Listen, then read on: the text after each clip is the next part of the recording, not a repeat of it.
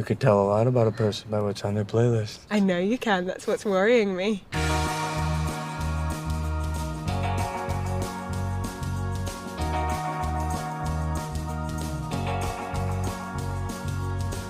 Hey everybody, and welcome to the Underrated Podcast. This is a podcast where we discuss films that we feel are underrated, underappreciated, or those that have just slipped under the radar and passed most people by.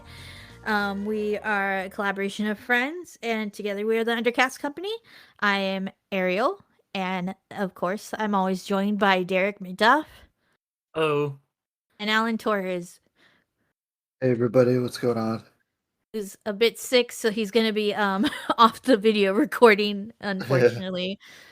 But yeah, today we are discussing the 2013 movie Begin Again. It's the second in kind of like a trilogy of songwriting stories, you could say, by director-writer John Carney. Filled with incredible songs, creating and capturing a formidable indie sound. And however, unlike his first movie of Once, this film and songs unfortunately did not get the right recognition and acknowledgement that it deserves, despite its more what I consider well fleshed out characters played by the likes of Mark Ruffalo, Keira Knightley, and Haley Steinfeld. And yeah, this is like one of my favorite movies, and kind of saying this on as our first of the year episode because it's kind of gives that feeling of a new beginning, as the title says, of Begin Again. And I felt like it was a really good choice to start off the year. I try whenever I get the chance to choose the first of the year movies, I kind of like gravitate to these movies that kind of indicate like a changing of the tide. So yeah, guys. Do you guys want to start off, or should I? Yeah, I can go ahead and start off because this is a movie that I've seen before, that I really enjoyed. I have seen all of the quote unquote trilogy of John Carney films, and I'm a big fan of all of them. To be, of course, this, Once, and then Sing Street.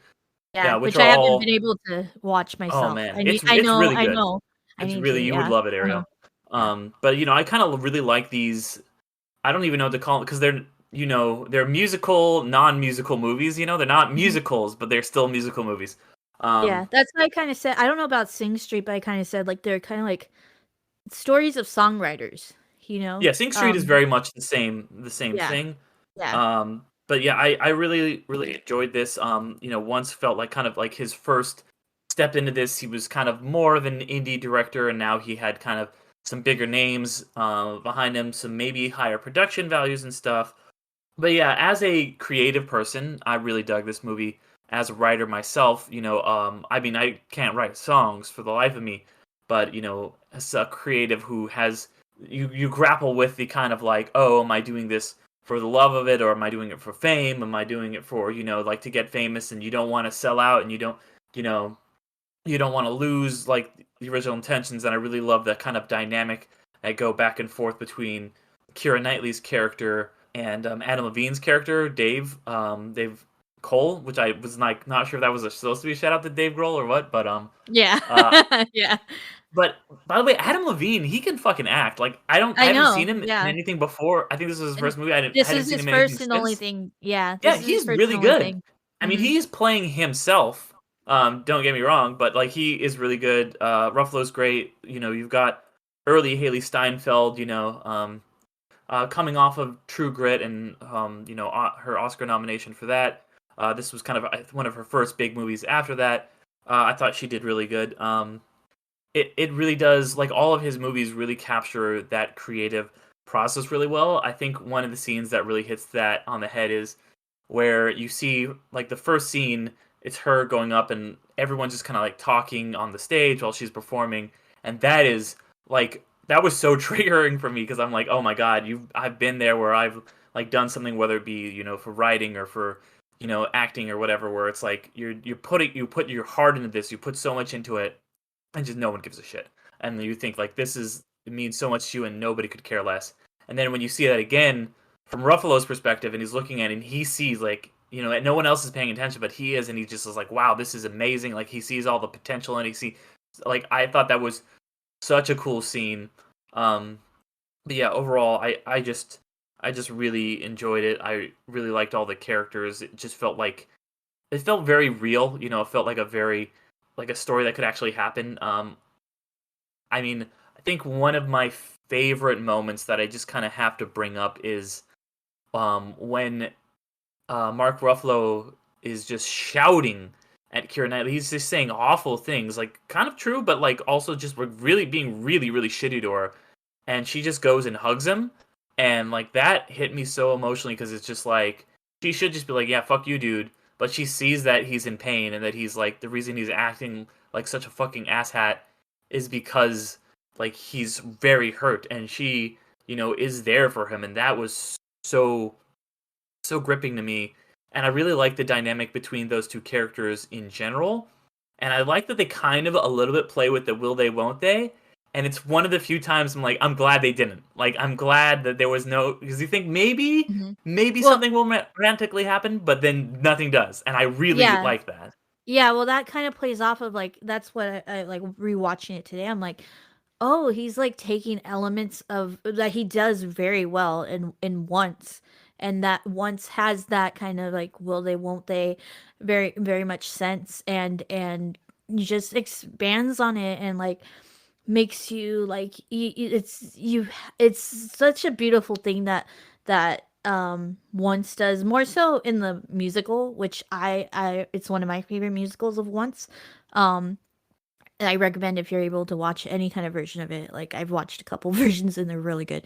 But in this one is like just this like feeling of like what does like love mean? What does like true understanding mean? And like when is it there, to like kind of grasp, but then also like when is these kind of relationships there just for like teaching, like they're just meant to be a teaching moment for you. And then that's why like that final scene where they hug and they like have that longing look, and like yeah, like the romantic in me like wants them to, but then it's also like it puts it in a very real light, because they're both like they their relationship of this friendship is like kind of more important to them than like any kind of like romantic relationship.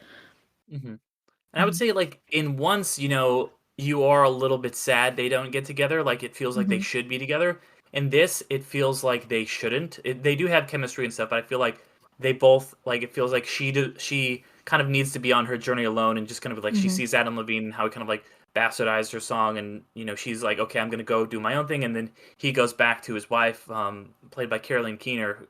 So I really like, and this is one of the few times, like I said, in a will they won't they scenario where I'm like, they don't, and it's good they don't. I'm glad they don't. I was kind of like, please don't. Like, and then they didn't. So you're like, okay, whew, they didn't. I feel like it would been a much different movie and not as good of a movie if they had gone together at the end. All the characters I feel like end in a perfect place for me. Mhm.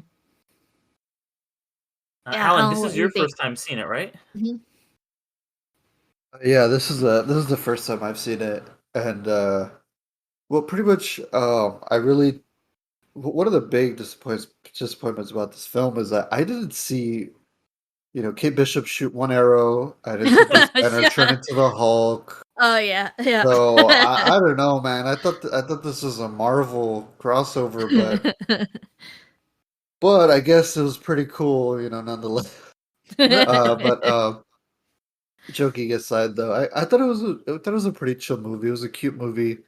I don't know. I guess I'm kind of like on the fence with like these types of like it's a musical, but it's not a musical kind of thing. Um, because I think with music, I'm always very like I feel like I get very emotional with music, and with this type of music, it really reminded me of like when I was younger, like in high school. A lot of her type of music reminded me of this band called Margot and the Nuclear So and So's, and it's very indie and very like acoustic and violins and cello kind of thing. So it kind of brought me back to that. But I also felt like again with music it's very subjective. So I I think if I was younger, I would have probably enjoyed it a lot more. But like now with like, my music taste changing and everything, like it's kind of like how we saw Walter Mitty. Mhm. The music in that was kind of similar to this, where I don't really gravitate to it as much anymore. But I thought Mark Ruffalo's performance was amazing. Like I really loved his performance. He kind of stole the show. Keira Knightley did pretty well. Katie Seinfeld, I didn't even know she was like in this, so that actually was surprising. But it's one of those movies that really like it kind of surprised me because I kind of go into these going, oh man, I don't know if I'm gonna dig it. It's a very cutesy kind of thing, but it was cool. I like how there was like influences from like real life, like that them performing on top of the building, like all of the Beatles, and there was another thing. It was around the end of the movie that was done, and there was a big music influence. Like I caught it right away, but for the life of me, these sinuses are making me forget. But Adam Levine, yeah, I was actually pretty shocked. I swear I've seen him in another movie or television show where he plays kind of a similar character, where he was like, very sweet at first, and then he got a little taste of show business, or he got a little big, and he immediately cheated on his girlfriend. Hmm. So I think he's really good at playing that. But um, and I won't lie though, like I didn't really care too much for Keira Knightley singing, but Adam Levine, obviously, he's a music performer, he's a musician. I won't lie, like at the end of the movie though, that last song when he like kind of plays her song, Lost Stars, was it? Hmm. Yeah. When he plays it, he did a great job. Like I was like, okay, you know what? I vibe with this. I actually was getting emotional over it. And I was like, I really dig this. Like it was pretty good. I So was just out oh of all sorry, the go ahead. versions, you like that last version that like it was like he said his take on her version kind of thing, not the pop version, right? Yeah, not the pop one. No, the pop one Okay. sounded like ass. That was garbage. Yeah, Garbage. absolutely. Oh, what I absolutely loved was the first like 2 minutes of Mark Ruffalo. It kind of like really hit close to home because he when he's listening to the demos, he's like, Mhm. "Oh, ass." Like within seconds, I was like, "Dude, Yeah. I fuck with you like that so 100%." Because Mhm. sometimes, I hear I hear music, especially on the radio, a lot of music on the radio. I hear Mhm. seconds of it and I'm like, "Ass, Yeah. ass. I hate this. I Yeah. hate this." Yeah. So, I was kind of like, "All right, I think that's I guess that's me in a nutshell with music." But uh yeah, one of my biggest worries, I was really glad that didn't get together. I would have been very upset. I think that would have made like I think that would have been the straw that broke the camel's back. Where I'm like, no, I don't like this, because I really liked that they were just kind of like partners, and they were making music together, and the magic of making the music together with their friends and everything. And I really I was like, please don't get together because that just seems like such a cop out. Mhm. Mhm. And I was kind of worried that she was just gonna reluctantly take Adam Levine back. Like, Mhm. okay, I get what she was trying to do with sending him a song for voicemail. Uh, it worked for this movie, but I'll be mad real. That would never work in real life because, especially that type of guy who's like, "Oh, I just cheated on my girlfriend or whatever," and I'm famous now. If she wrote him a song and that was her big upset, like saying, "Oh, fuck you," he might as well have just started jerking off because that's such an ego boost. Where I was like, I've been in a similar situation where I've been upset, and I didn't leave a song as a voicemail. I left a lot of bad words over the voicemail. Well, yeah, well, So- that's what she says, like, he's like, Mhm. like, he said oh essentially yeah, says that, like, I fell back in love with you after this song," and she's like, "It was supposed to be a fuck you?" Like, like, I Yeah, didn't but mean he's it such to be an that. Yeah, egomaniac that he's just like, exactly. "Oh, this yeah, song that you wrote for me to try and get me uh-huh, back," and she's like, "No, no, dude, no." yeah, yeah. So, kind of a way, it exactly worked out that way, just less crude. Yeah, I wish it was all about crew because I was like, this love has taken its toll. To be honest, uh, He said goodbye. You know. He said goodbye Many too many times times before. before. Oh yeah. But but yeah, like that was the only thing I didn't like. Where I was just like, don't write up a song, dude. Like that, like write a song and get famous, like Taylor Swift or something. Like that's how you do a fuck you. Don't like voice because it just seems such a like ego boost where he's like, oh my god, I'm in love with her again. Look how much she wants me. So I was like, I would have not taken that route, but okay. But yeah, I thought it was a cute movie. It was a cute movie. Definitely hits you in the feels. But yeah, I'm still kind of like thinking about it. I'm not 100% sure how I feel because like I don't know. Sometimes some of those movies like get me like a little emotional. Kind of like it's a weird thing where I kind of go, "Hey, what are you trying to do?" kind Mm. of thing. So, Let the but emotions in, Alan. I Let know the it's just emotions in. He's too congested. They can't get I in. There's no know. yeah, they more. I can't get know. in. You kind of like I think that's why they just couldn't go through my nose into my brain. But yeah, I mean, I think it's I gotta dwell. I gotta think about it a little bit more. But so yeah, so Ariel. Yeah. Yeah, I mean, this is definitely one of my favorite movies of like the last couple of years. I mean, like of the are they called the knots? Like the 2000s, the OOs, the Well, because knots. it came out Yeah, the 2013. dots. Oh yeah, no, Oh yeah, this 2013. was So the 2013. Yeah. 10s, so the 10s, yeah. Yeah. It's definitely one of my favorite movies of that. Like I said, I feel like it like John Carney kind of took elements of ones but expanded on them and like kind of fleshed them out a bit more. Once the movie, it's very like Alan, like Derek said, it's very very indie. It essentially they casted, the songwriter Glenn, um I think it's Hansgard or something like that. And then both songwriters ended up being the actors, so it's like kind of lacking in actual acting. They do pretty good, but yeah, it's like it takes elements of that storyline and then kind of expands on it, and especially with the relationship between Mark Ruffalo and Keira Knightley. And I love this soundtrack. The soundtrack is like right up my alley.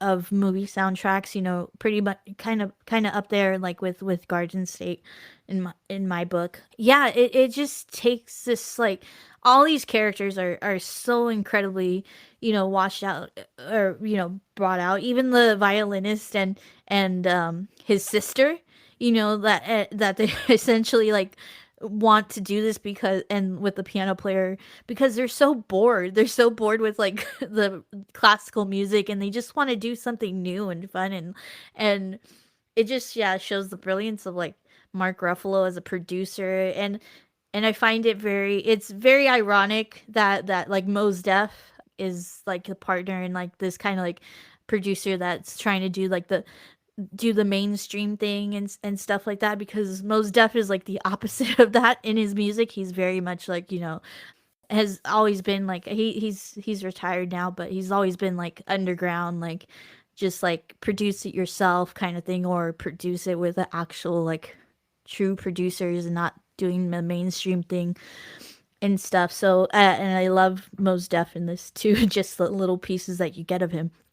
Um but yeah, going on that, the relationship is so pure. It's kind of like just very much like how you would wish music is created nowadays. And like Alan, I felt like his scene at the beginning with throwing like just listening all this music is trash, trash, trash, because frankly, like mainstream music is very trash nowadays, and it's I don't very know. sad. I don't think we can throw all mainstream music under the bus like that. Well, name one good album that has come out of that mainstream album that has come out of from last 2 years. The Killer's last two albums. Dua Lipa. The Killer's last album. I don't like I don't like the man Pressure one. Machine. I love Pressure Machine, but But yeah, Chasing the Wind is good. But even that, like, I mean, that's the outskirts of mainstream. Like the music that's played on like, Like K on Rock or like MTV or K Rock. Well, K Rock is like kind of like even that's getting a little mainstream for my feel, but Oh, Like, oh K-Rock, no, K-Rock is bad. Like K-Rock, I love yeah. K-Rock. I used to, Oh, but it's gotten yeah, bad. it's I haven't listened to the radio in the last couple of years. I don't know. I mean, I I got think it's just Spotify, like so I don't Yeah. need to. yeah, I Yeah, think I true. just like listening to the radio in the morning or like at night or something. I don't know. I guess because I used to be a really big fan of like Love Line and like I like Mhm. talk morning shows. So like they'll play, during the breaks, they'll play something, but it's always either Sublime, Nirvana, Red Hot Chili Yeah. Peppers, or some Yeah. really shitty mainstream music. So Mhm. you don't really get a lot good. It's like Yeah. very rarely you might get a diamond in the rough, and then they never Mhm. played ever again. Yeah. Yeah. Yeah. And I mean, like, I see, the music that's coming out of like MTV awards and stuff like that, and it's just like sometimes it just makes me very sad, and like that's what I feel like Mark Ruffalo is feeling. Like like it all these things happen to him, like and mess with his foundation, like aside like from the which in my like I know, like, he really loves his wife and stuff like that, but man, like, she better be making it up for him the rest of their lives together, because like that was just such a heartbreaking story from him, like, and it is a really great reveal, because throughout this whole, the first half, you think of him as like, oh, he's just another screw up, screw up dad, screw up this, and to get that like very raw performance, yeah, from Mark Ruffalo, and telling this story of how, like, no, he was the good husband, his wife did this kind of terrible thing, and then like it didn't fall through, so she has resentment, instead of like pointing the resentment towards herself, or like in a way like she backlashes onto him, and then that drove them further apart, and then yeah, it is kind of beautiful that, like, I think maybe because he's starting to find himself back in the music, she kind of is like realizing like what she fell in love with him for. And so that's probably why she kind of like falls back in love with him. A little twinge of jealousy, because she sees Keira Knightley's character and stuff. But overall, I'm glad that it ended well for both of them. Very similar, like going back to Once's thing, except for that the character that's similar to Keira Knightley's doesn't end up with the cheater. So, um, but yeah, I mean, like, there's some I just love this. I love so many scenes in this movie. Like the splitter scene is so incredible, and then like my um sisters who we watched this movie together, like they bought me a splitter for like my future relationship, and it is a very cute idea for a date, just to go around and listen to music in that way. I mean, like nowadays, yes, we have Bluetooth headsets, but or headphones, but I think there's a beauty in like the analog of having the splitter, um and yeah, I mean, I fell in love with this movie like the first time I watched it in theaters, and I'm still in love with it now, and it is one of my go-to like feel good movies. Um and yeah, I definitely love it. Yeah, yeah, Yeah, and definitely a feel good type of movie. I was gonna ask, didn't I never saw it, but did Nick and Nora's Infinite Playlist have something like that where they had like a splitter, or they just like listed on the They same just iPod? listen to the same headphones, I think. Yeah. Ah, okay. Yeah, because they're I like never always like seen really that movie. close together. Like, yeah, I don't think they have splitters. But yeah, what was I gonna say? Oh my gosh, the like I love I love the idea of having an album outdoors and recording at all these different locations. I don't know if there's been any like I mean the Beatles, they recorded, but it was on in one location.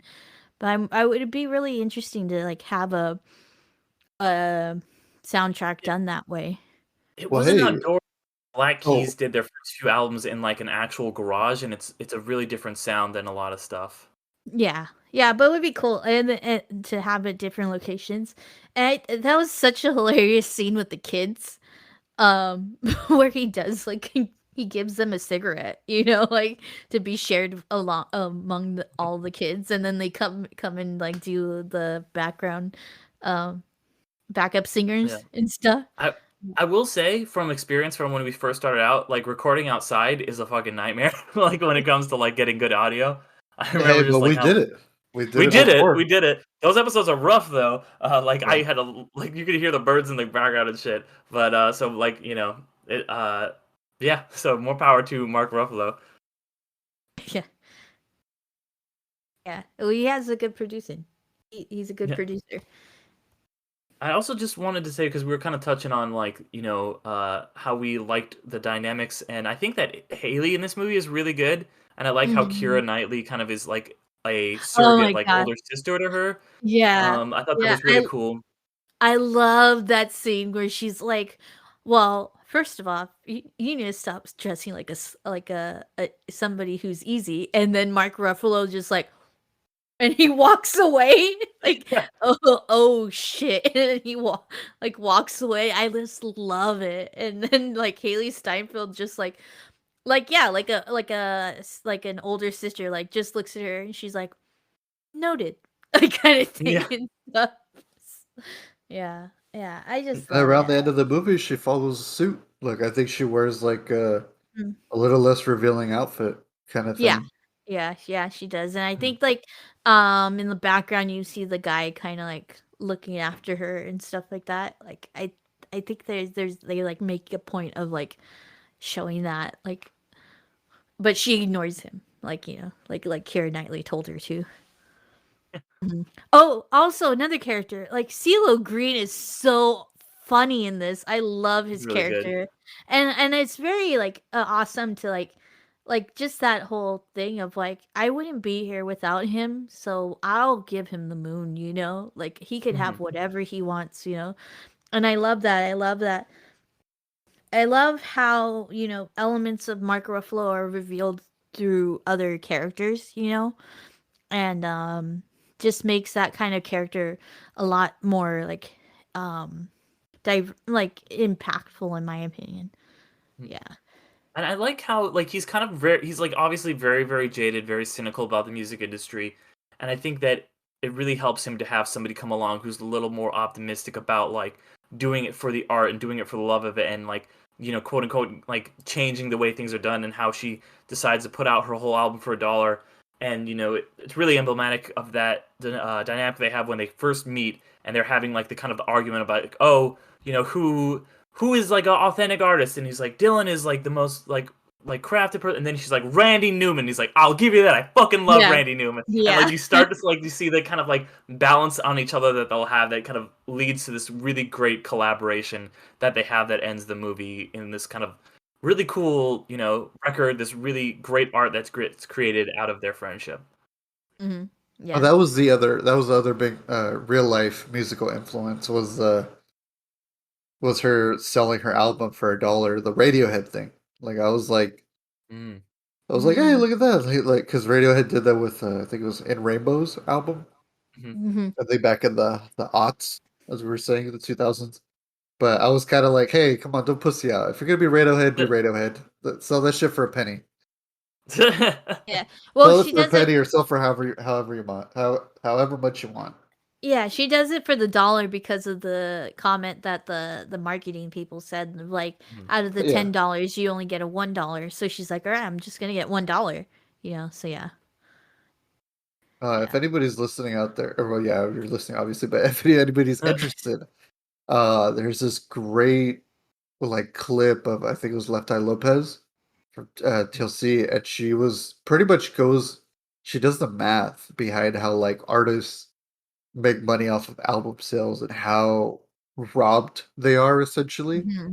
and essentially like she talks about how like doing live shows is essentially how they get paid, how musicians Hmm. get most of their money, and how record companies are just gobble it up. Just like I know in the movie they kind of simplified it, but if anybody's ever interested, I think if you go on YouTube, just put Left Eye Lopez, uh, album payout or something like that. And it's pretty fascinating, and it's also goes to show how much she was pretty young, obviously at the time, how much you learn being in that business immediately because she sounded like an expert talking about it. It Mhm. was insane, but highly recommend checking that out. Cool. Yeah. I've heard about the. I mean, that's what's kind of like very sucky because like touring is definitely the most daunting thing for an artist. You know, like just the length that you have to do to like cover the amount and stuff like that. That's why like Jersey Boys like with Frankie Ballet like he's still torn because other things, but he has to tour because he has to get this money back and stuff. That it's just like yeah, it's just very it's like those kind of businesses like yeah, it looks all glamorous and stuff like that, but it's kind of has its sucky moments and stuff, and I don't envy it at all. So yeah. Yeah, that's the thing like that I, really relate to as somebody trying to break into writing and these creative things is like the business side of it just sucks so much and like all that stuff. And luckily now we're living in an age where, as writers, there's more avenues to open up for self-publishing for musicians. There's a lot of stuff where they can kind of do it themselves, and that's been a really cool thing. And I think this movie coming out in 2013 kind of like hit right on that pivot point where those options were starting to open up to a lot of artists. Yeah, yeah, and like Keira Knightley touches like the it could be just put out into the to the ether into um interwebs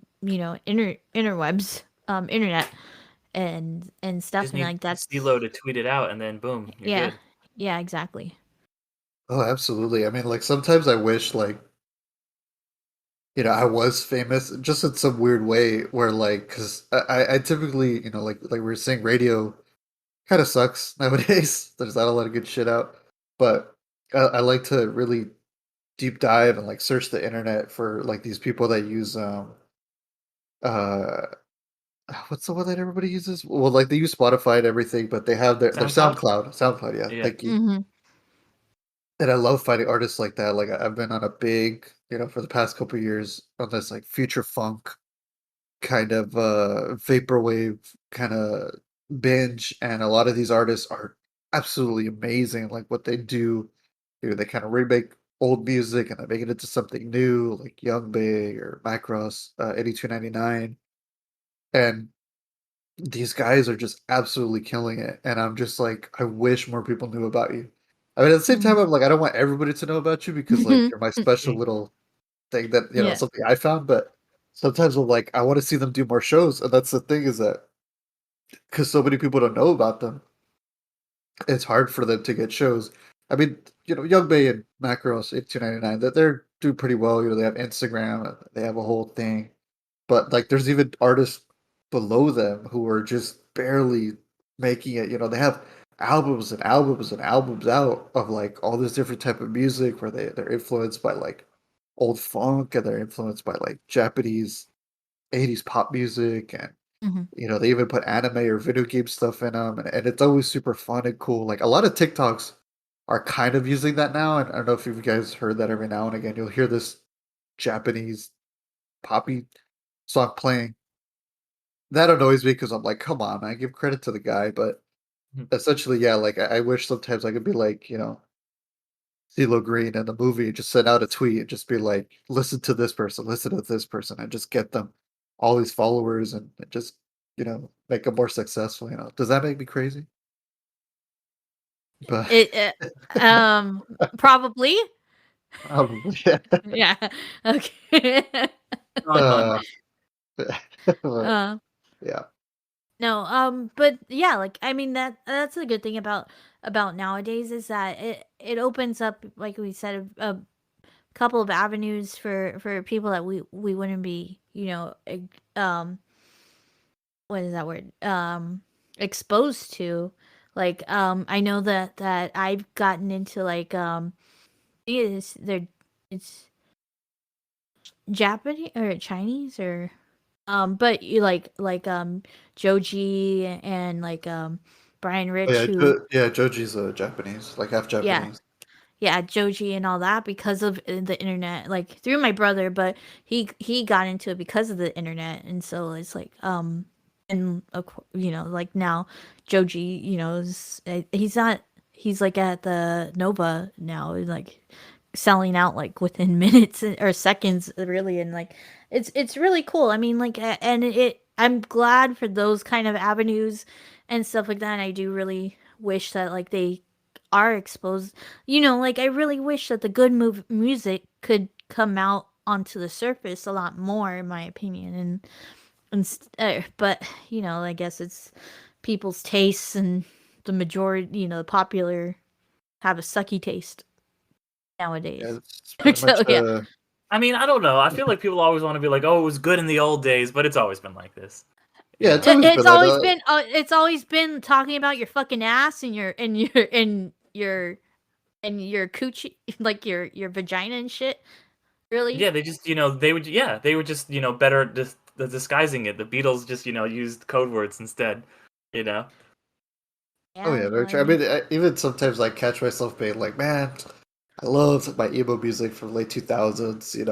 I love my Panic at the Disco CD that I probably listened to billions of times. A Fever You Can't Sweat, and like My Chemical Romance, and all that stuff at the time. I go, yeah, that's real music. And then there's kids who have their own type of like music nowadays where they're just like, ah, this is real. And then I catch myself going, oh shit, I'm one of those old guys. I'm an emo grandpa, like an emo old I man. guess, but even going there, it's like, yeah, they hit it because they were creative.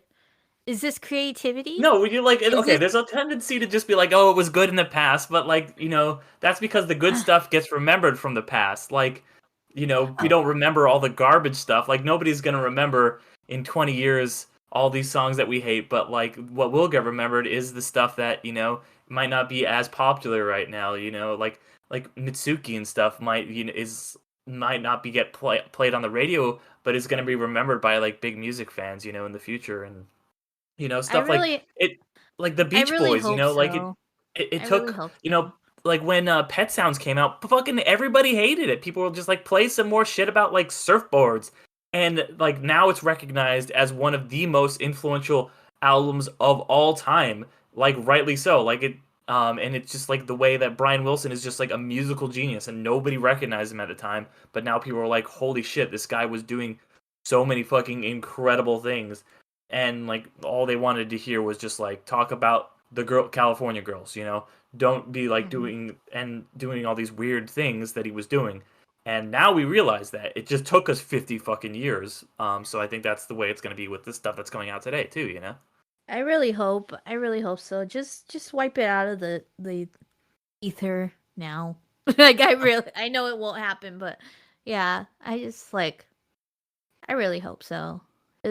Cause yeah, like whenever I like I used to be able to create like playlists for each season, like, and this past year, like I don't know if it's because of like I haven't been able to search much, or things just don't pop up any that much anymore where it like grabs me and like I can make like a seasonal like playlist. Now I this past year I made just like a year playlist, and it barely hit like 50 songs, 50 new songs and stuff. I know exactly what you mean. I typically kind of like it's weird. I kind of like bookmark things in my life with the music I'm listening to. Like when I first started college, I was listening to a lot of Cook Copy, and then right when I was graduating college, like 2018, I was listening to a lot of Ghost, and a little by little, it got a little harder to find something where I'm like, oh, I want to. I kind of did something like that too, where I'd have like new songs that I would listen to, and I kind of want to blame COVID a little bit because I typically do kind of do the same thing. I have like a seasonal kind of playlist, and I just think I think because we've been at home all the time, and you don't really get to do a lot, and everyone's just trying to get their life kind of back to normal, trying to get set. It's kind of hard. Like I know exactly what you mean because sometimes I catch myself at work. I keep listening to the same thing, and I'm like, I need something new. I want something new, but I don't know, it's like you need that like inspiration, like when you go out to do something or somebody tells you about something and you're like, you know what, I want to listen to that kind of thing. Yeah. Well, um, here's to hoping that that this was supposed to be a very upbeat episode with it being the first of the year, but I think this actually good that we're and that we could end it wrap things up on this note because I think it we have a hope of music be getting better and hopefully with Well, this I new don't want to year. sound us like we're a bunch of old man yells at cloud. I think they are still making good music. I think I am very hopeful. Not even hopeful. Like I think they are making good music. Like No, there I, is absolutely. yeah, There absolutely is. It's just it's harder to I, find. I think the older yeah, you get, it's hopefully. harder to find. Yeah. yeah. Yeah. And you get nostalgic for the stuff of your youth. Like I keep listening to this 2006 indie rock playlist, but I'm like, because it's just shit from my teenage years. So you're always gonna come back to that. Um, and be a little more critical of stuff that comes out when you're a little bit older. That's just natural. But I think that can't discount stuff that comes out today as being not as good as back in my day. Every generation does that. People were just like, "Oh, this Elvis guy is not as good as the Big Bopper." That's how it's always been. So Yeah. No, yeah. I mean, like I said, I mean, there's some people out nowadays, like I think Dua Lipa is absolutely killing it. I think she's like an amazing artist. My girlfriend got me into her, and like I love what she's trying to do. Like you can tell she's trying to break the mold, but she's also using like old music, trying to I think she's kind of jumping on that nostalgia train, but she's using it to make something new. I personally think like she's trying to make like new wave, but like poppy new wave and poppy disco and like all that. So I think there's people out there. I think there's artists out there that are really trying. It's just some just get really lucky to like make it into the mainstream. Mhm. yeah, it is a lot of Oh, luck. yeah, Like it's I'll like in this movie too. Like it's lucky that Keira Knightley happened to have Mark Ruffalo come and listen to her song, and that's like what propelled her. Sometimes it's just stuff like you hear things like that in the music and people getting discovered, and it's just a lot of times it's just luck of the draw. yeah. Well, I'll check it. I'll check Dua Lipa out. I know there's some there. I just like hate that there's this wall of crap, in my opinion. I Oh, mean, I know. absolutely. Yeah, Yeah. yeah, yeah. And I'm just like I don't. I think that comes down to like everybody when they yell, they're like they don't want to like search anymore. They just because I think we get used to it just being like on the surface, and no, now we have to like scoop it into it and look, cipher, shift, sift through it. Yeah. Yeah, Well, now the exactly. Yeah. difference is we have options to do that, whereas they didn't have those options in the past. Now we can find these like smaller games. Like before, you just had to listen to the radio. Now it's like we can listen to whatever we want, whenever we want. No. Yeah. Yeah, it's And let true. let me ask you guys something. So Mhm. I think about this all the time. So like you were saying earlier about like sifting through it. Sometimes and like how you just said, Derek, we're like before we were kind of that's all we had was the radio. That was the way you discovered music. Or, you walked into a record store and you just popped on something and you're like, all right, I dig this or whatever. Like I used to go to the Virgin. That's how I used to find music in the 2000s. I would go to the Virgin and I would check out the albums they had to listen to. But I think that's another thing is that nowadays we have so much choice. Like I catch Mhm. myself like, I don't really have a lot of alone time. I don't really have a lot of time to do my own thing. It's kind of, it's at a point where now, like, I'm working and then I'm at home and I'm spending time with my girlfriend and not a lot of alone time. So, but the times I am alone, I personally have a fucking hard time finding something to watch. Like, I Mhm. don't know if this happens Oh to like, yeah. I have No, no, no. yeah, It's like, it's all there's all the, yeah. Yeah. Yeah. like, It's sometimes you that just it's want that to give it to it. overload. Yeah. It's just overload. Yeah. I know. Like it's definitely that. It's just Well, I saw something the informational other overload. day. I was looking at Letterboxd the other day, and this blew my fucking mind. There have been more movies made in the 2020s than there were movies made in the 1990s.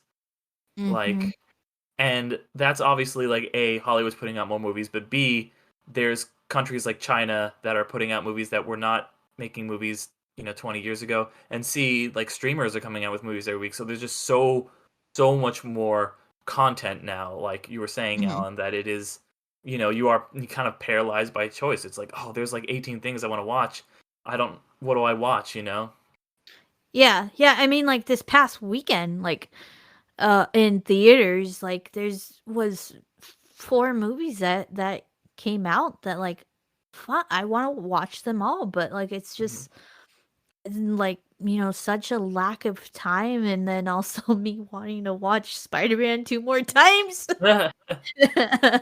um but yeah, I mean there's just so much, like it's just so, I know that the end of the year is definitely a dumping ground for, we had this discussion once before, like it's the December, January is like a dumping ground for movies and stuff like that. um but yeah, I mean, it definitely, we like, while the technology is like very awesome in our day and age, and you could be grateful for it, there is also like the consequences of information overload, and just like having everything at your fingertips, and then just not knowing what to do with it because you're just like, I don't know, kind of thing, and like, yeah, Yeah, yeah, exactly. And same thing goes with music too. Like, yeah. Hmm. you go on Spotify and you put like S, and then 10, 20 artists will show up immediately. And then Yeah. you put ST or something, or whatever, and then even more show up. So it's kind of like, yeah, it's definitely information overload. Like literally the other day I had like 3 hours to myself, and I was like, I can't figure out what I want to watch. And I decided to watch a documentary about movies because I just didn't know what to watch. So I thought Yeah. I'd rather watch someone talk about movies because maybe it'll make me go watch those. I don't know, something about Yeah. like, No, yeah, yeah. yeah, yeah. Like watching Watch Mojo movies and Oh, stuff, yeah. because like, well, I want to watch something on YouTube, like, and I go, here's this Watch Mojo of like moments and stuff like that, or certain moments I'm like watching, I'm like, oh, let me go back and watch that video, like, Mhm. as like the um like best lip sync battle like moments and stuff like that. I'm like, oh, let me go back and watch those moments and stuff like that. It's like, yeah, it's just like that. It's crazy. We live in a crazy time, and like like Begin Again, you know, ties in, like kind of predicted or showed the beginnings of this kind of change, and I think for that it adds to more so of like why this is an awesome movie, and like it now should be like, if you haven't watched it, watch it, because Mhm. it's very very relevant for today. I mean, like it has us talking about a very relevant thing that we experience, in the present day. So any last comments on the actual movie? Yeah, we kind of got away from it there. Well, it was a good conversation, and it tied Yeah. to the movie. So as long as that's fine, as long as that's happens, I'm fine with it. It absolutely does tie into the movie. I mean, it's again, they talked about it themselves. They're like, there's a lot of shit music out, so Yeah. I mean, it's kind Mhm. of what we're going through. And information overload. If anything, the movie does relate a lot more because if that movie was made now, a couple years later, Mark Ruffalo would probably be having to skip songs on his Spotify. They probably sent him demos on his phone, and he's like, trash, trash, trash. I would be surprised if they didn't remake that scene and just him throwing his phone out the window. Yeah, this Yeah, was made back in the days of like payphones. Well, not that far 2013's back. now not that far Yeah, not back. that I far know. back. 2013's not that far I back. was doing a thing, guys. Oh, sorry. He It was did on have a a flip phone. no. Oh my god! I Yeah. was the song. Oh, payphone. Shoot. I'm just trying to Like, throw in as many. We're just uh, trying to throw in as many the Maroon 5 songs as we can. yeah, Before we yeah, hit. and Like this Steeler comes did. out. This comes out Monday, so we gotta record. We gotta say all these by Sunday morning. Like it's gonna be tough. I mean, rain is going to fall. Come Oh my on, God. I just helped you out. I heard. I got it. Okay. You don't need to draw me a map. I got it. Okay. Okay. I just like I would you gave no reaction. I'm like, "Did you hear me? Did you hear me, Derek?"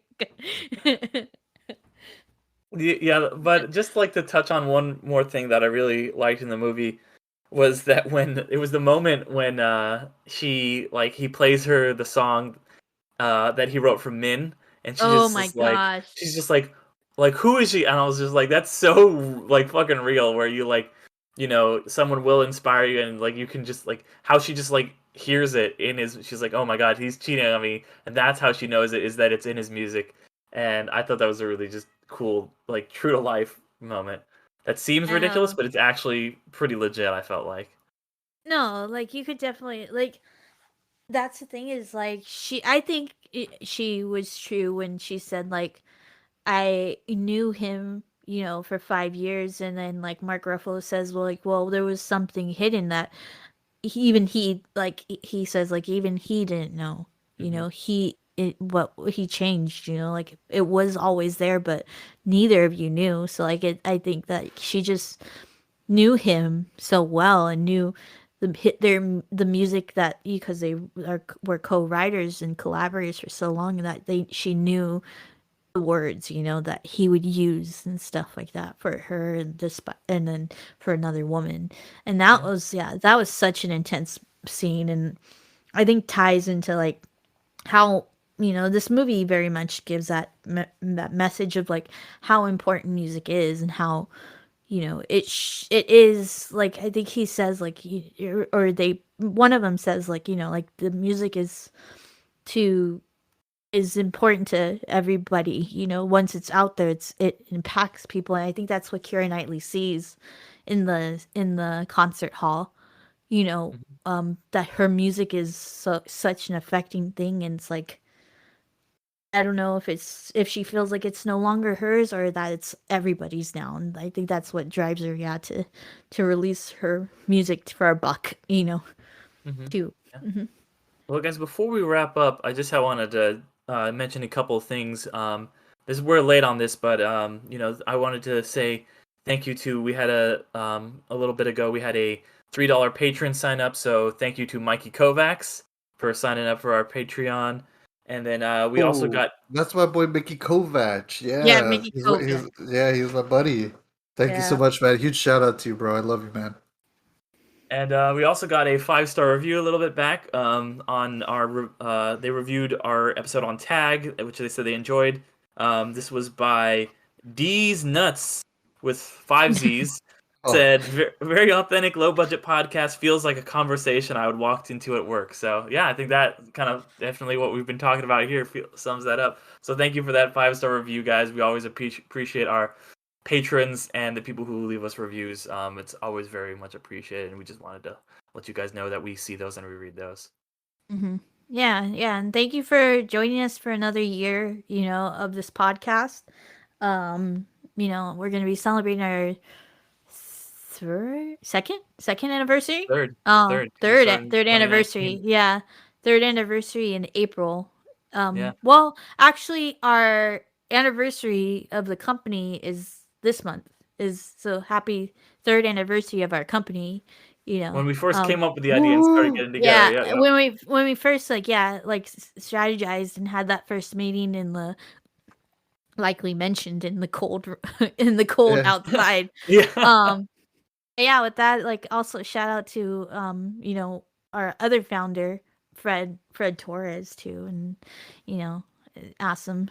And I'm glad that and then to you guys, I'm glad that that we could still have fun with this show and just talk shit and like go off track, but then make and have such like deep conversations. I think like we have so many deep conversations and thought provoking like thoughts come out of this podcast that whenever I go back and listen to them when they release, I'm always like we're we have some good ideas there or good inputs and this and like and then yeah, like reflecting like I would have never come up with like that kind of like I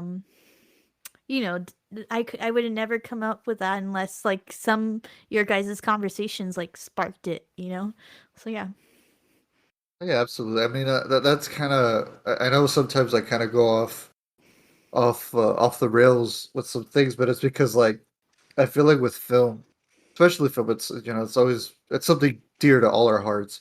And I feel like with films, it always has to inspire you. I mean, there's a point where like that's why people and we watch films because maybe some people just watch it to be entertained. Some people watch it to feel something, and then there's other people who are like, I want to feel and be entertained, but I also want to have a conversation. And there's themes in almost every film that makes you go, hey, I could relate to that, or I want to talk about that, and you just kind of want to talk about it with your friends or and discuss it. And that's actually something I have been thinking about for a couple weeks now, where um I was thinking of maybe we could also for the listeners, give us some feedback on our Instagram, Facebook, all that stuff. But I've been thinking about like doing maybe episodes where we don't discuss a film, but we discuss themes or music or soundtrack or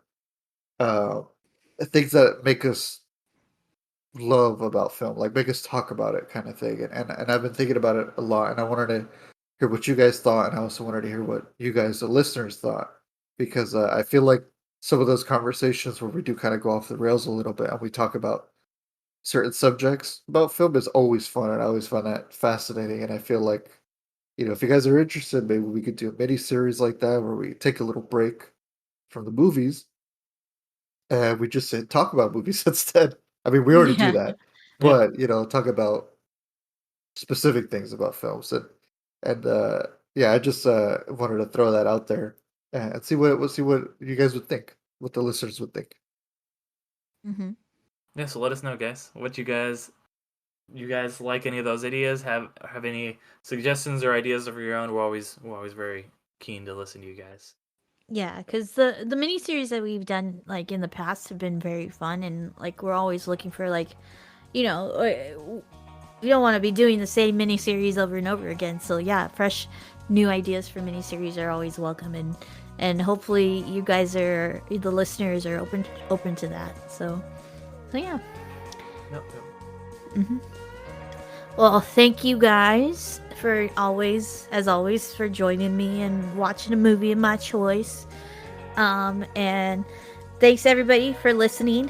Hit that subscribe button on your podcast app or YouTube to make sure that you are always notified when a new episode of this show comes out, and to continue to hear us babble.